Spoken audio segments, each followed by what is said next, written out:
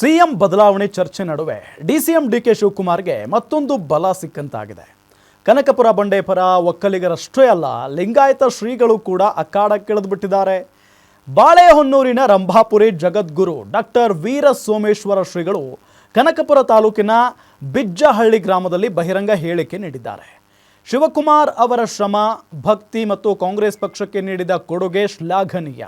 High command ನಾಯಕರು ಒಪ್ಪಂದದಂತೆ ಡಿಕೆಶಿಗೆ ಅವಕಾಶ ಕೊಡಬೇಕು ಅಂತ ಪರೋಕ್ಷವಾಗಿ ಮುಖ್ಯಮಂತ್ರಿ ಸ್ಥಾನಕ್ಕೆ ಸಲಹೆ ನೀಡಿದ್ದಾರೆ. ಶ್ರೀಗಳ ಹೇಳಿಕೆಗೆ ಡಿಕೆಶಿ ರಿಯಾಕ್ಟ್ ಮಾಡಿದ್ದಾರೆ. ನನಗೆ ಕಾರ್ಯಕರ್ತರು, ಶ್ರೀಗಳು ಎಲ್ಲರೂ ಬಯಸುತ್ತಾರೆ. ಅವರ ಬಯಕೆಯನ್ನು ತಪ್ಪು ಅಂತ ಹೇಳೋಕೆ ಆಗಲ್ಲ. ಒಡಂಬಡಿಕೆ ವಿಚಾರವನ್ನು ಪಬ್ಲಿಕ್ನಲ್ಲಿ ಮಾತನಾಡೋದಿಲ್ಲ. ಎಲ್ಲ ಒಟ್ಟಿಗೆ ಪಕ್ಷದಲ್ಲಿ ಕೆಲಸ ಮಾಡಿಕೊಂಡು ಹೋಗ್ತೇವೆ ಅಂತ ಹೇಳಿದ್ದಾರೆ. ಯಾರೇ ಆಗಿರಲಿ, ಏನು ಒಂದು ರಾಷ್ಟ್ರೀಯ ನಾಯಕರ ಸಮ್ಮುಖದಲ್ಲಿ ಆದಂಥ ಒಡಂಬಡಿಕೆಯಿಂದ ನಡೆದುಕೊಂಡ್ರೆ ಆ ರಾಜಕಾರಣಿಗಳೆಲ್ಲರಿಗೂ ಕೂಡ ಗೌರವ ಇದೆ.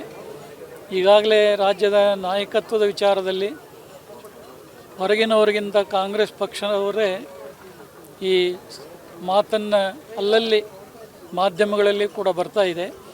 ಅದಕ್ಕೆ ಧ್ವನಿ ಆಗಲಾರದೆ ರಾಷ್ಟ್ರೀಯ ನಾಯಕರು ಅವರೇ ಸ್ಪಷ್ಟಪಡಿಸಿ ಈ ಸಮಸ್ಯೆಯನ್ನು ತಿಳಿಗೊಳಿಸಿದರೆ ಜನರಲ್ಲಿ ಒಂದು ಸಮಾಧಾನ. ನನಗೆ ನೋಡಿ, ಕಾರ್ಯಕರ್ತರು, ಶ್ರೀಗಳು, ಜನ ಬಯಸ್ತಾರೆ. ಯಾರು ಬಯಸೋದು ಅವ್ರು ನಾವು ತಪ್ಪು ಅಂತ ಹೇಳೋಕ್ಕಾಗಲ್ಲ. ಆದರೆ ನಾವೆಲ್ಲ ಪಕ್ಷ ಕಟ್ಟಿರೋರು, ಪಕ್ಷಿನ ಶಿಸ್ತಿನ ಸಿಪಾಯಿಗಳು. ಸೊ ನಾವೆಲ್ಲ ಕೂತ್ಕೊಂಡು ಪಾರ್ಟಿ ಎಲ್ಲ ಏನು ಹೇಳ್ತಾರೆ ನಾವೆಲ್ಲ ಕೇಳ್ಕೊಂಡು ಹೋಗೋರು. ನಾನಾಗಲಿ, ಸಿದ್ದರಾಮಯ್ಯನವರು, ಯಾವಾಗಲೂ ಸಿದ್ದರಾಮಯ್ಯನವರು ಅನೇಕ ಬಾರಿ ಹೇಳಿದ್ದಾರೆ.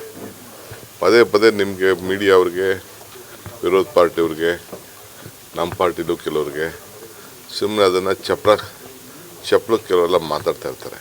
ಈಗ ಯಾವುದು ಅವಶ್ಯಕತೆ ಇಲ್ಲ. ಮಲ್ಲಿಕಾರ್ಜುನ ಖರ್ಗೆ ಅವ್ರು ಹೇಳಿದ್ದಾರೆ, ಯಾವ ವಿಚಾರನೂ ಮಾತಾಡೋಕ್ಕೆ ಹೋಗ್ಬೇಡಿ ಅಂತ. ಅದಕ್ಕೆ ನಾವು ಮಾತಾಡೋಕೆ ಪಕ್ಷ ಏನು ಹೇಳ್ತಾರೆ ನಾವೆಲ್ಲ ಕೇಳ್ಕೊಂಡು ಹೋಗ್ತೀವಿ.